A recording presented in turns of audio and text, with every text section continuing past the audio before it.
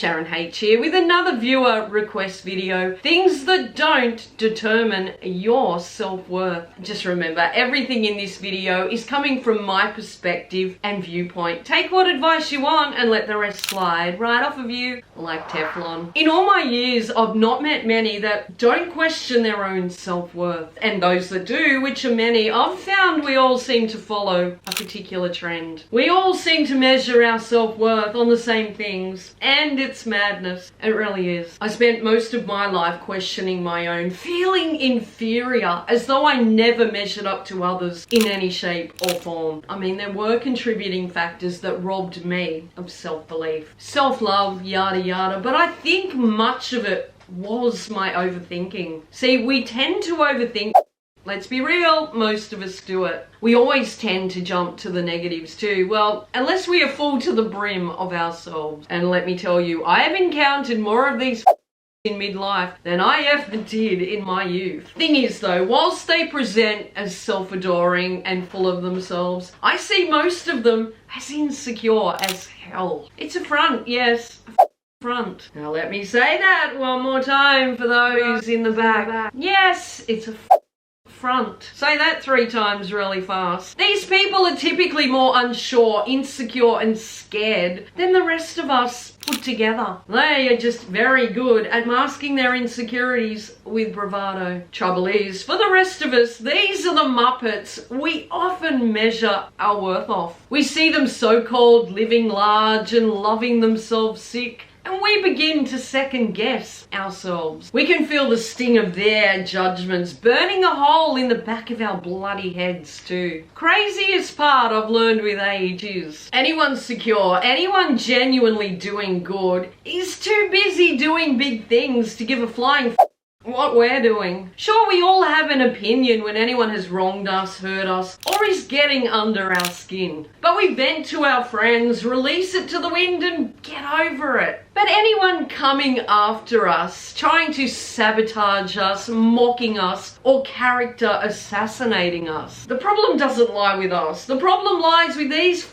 mung beans. Anyone that obsessed with us clearly fear us. They see our worth, they see our potential, and it irritates them no end. That's their blasted problem. Why on earth do we allow others' immaturities and insecurities become ours? My point is, we can't control the behavior of others. They're not determining who we are with their actions. They're determining who they are with their actions. And you know what? I've covered this many times too. The comparison of numbers. Why, oh why, has this world become so numbers obsessed? Especially when they can be bought and faked. And let me tell you, people I never thought would go there are doing it here too. For sake. We gotta stop rating people by their social media followers and start to look at what, if any, talent or skill they actually bring. I personally don't give a how many numbers fellow creators have on here. If their content is subpar, I am not going to glorify what they bring because they have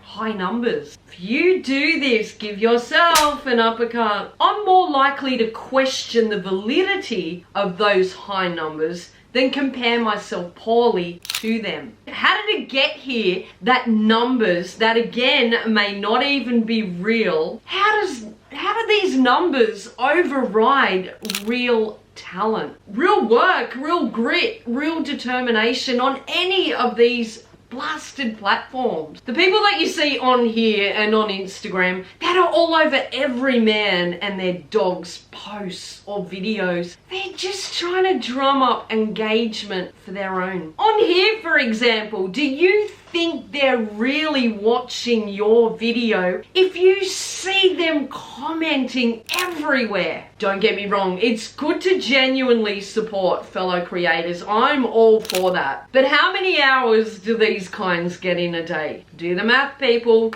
Do the math. Because they're doing your videos more harm than good. Support those that genuinely watch yours, not those that genuinely don't. Watch time is king. If they're not giving as good as they're getting, saying spend the time bettering your own. Stop measuring your worth by the numbers. If the quality doesn't add up to the numbers, use your noggin. Same with on Instagram. I don't really know much about the other platforms, but they're probably the same. Focus on you and what you bring. If you've talent and determination, regardless of the number of subscribers or followers, you are going to shine brighter than anyone faking or manipulating their way. It's a given. We often measure ourselves by what we do or don't have too. You may see someone with a big flashy house. You may be a renter and feel that you don't measure up. But how do you know what's really going on? You may have a few $1,000s in the bank whilst these people look to have a house but maybe riddled to the eyeballs in debt. Do they really own a house or do they really own a mortgage? Perspective. Some people earn way more money than most of us will ever see too. But does this really make them better than you or I?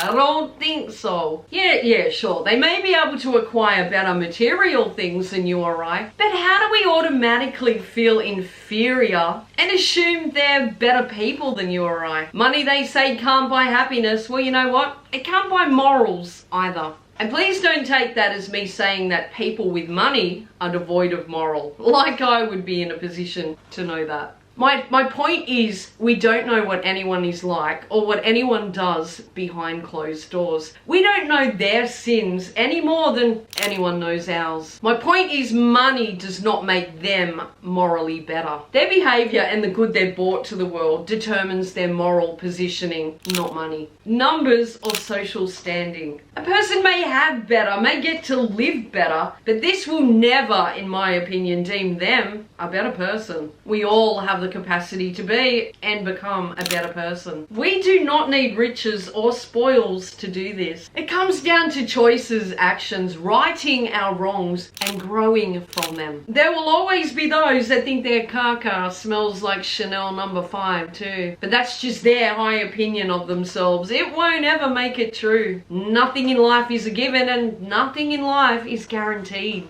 Those we look down upon today, tomorrow, may be in a position to stand above us all. I've said it before, as for those seemingly killing it, on here today too. So long as they've genuinely made it, they've worked for it, I say good for them. I love seeing people who deserve it triumph and win. Don't underestimate the go-getter, the one busting their for years, hoping to get a break. How many people do you know that would work on something, take the knocks, take the hits, and keep grinding with no monetary gain or no guarantee? These people, I'm one of them. Don't underestimate people like me. We may be sitting small, honing our skill right now, seemingly left by others in the dust. But anything that comes easy, and most definitely anything ill-gained, won't last. If you have drive and determination and you earn your stripes with merit, then no one else's numbers can discredit you or where you are going. Money may be able to buy numbers, but it won't ever buy respect. Some of life's biggest successes sure as hell did not get there overnight. Look at all the greats of this world. They were often deemed little insignificant people, but these were people that made mistakes, fell down and got up again and again and again before they became greats. True greats aren't handed anything on a platter. Anyone handed anything on a platter will never know or truly be what I consider greatness, because they won't have ever honed the skill of being great. Of course, some are born naturally talented, but you can bet your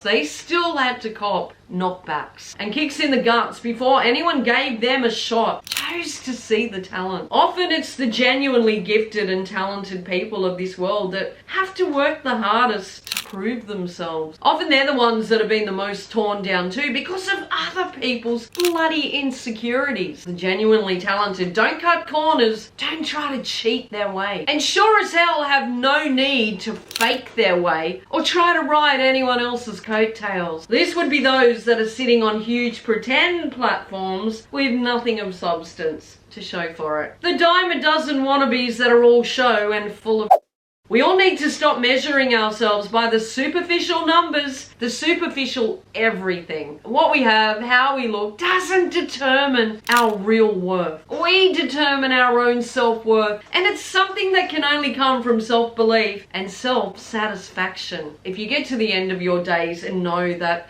even if you didn't reach every goal or get to exactly where your dreams have seen, knowing for a second that you never stopped trying, never stopped getting up when you did fall. We can never just measure ourselves by how far we've come or what we have, but by our determination to keep striving every goddamn day that's in between. Every day we got up and gave our all. Thanks for being here. Stay awesome. Now go get what's yours.